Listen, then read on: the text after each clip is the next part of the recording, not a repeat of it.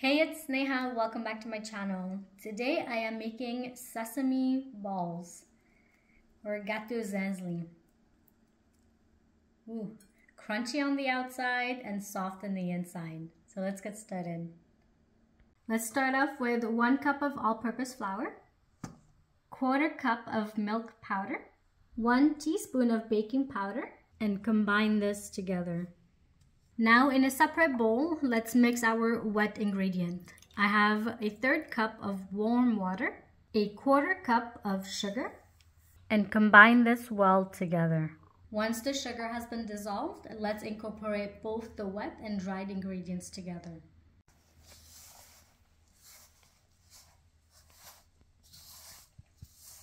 Once everything has been well combined and turned into a dough, cover it up and let it rest for 30 minutes.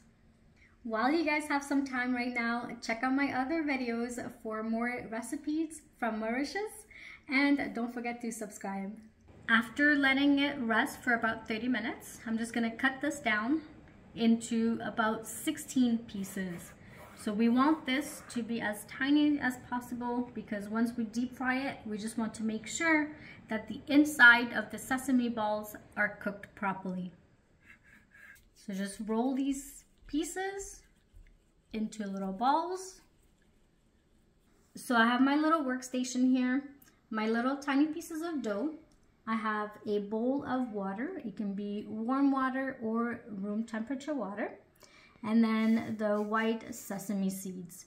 So just take one of your pieces of dough, make sure that it's rolled up properly, kind of dip it in the water, cover it just so that it's sticky, and then we're just going to roll it in the sesame seeds.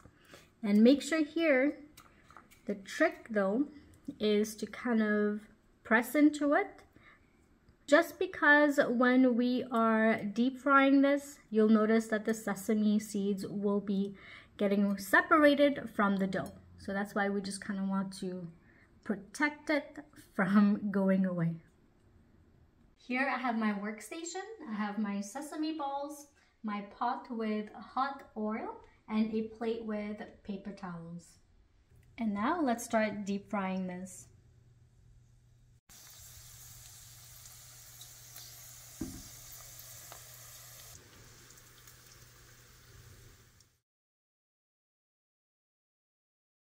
This is it. This is my recipe on the Gato Zinzli or sesame balls.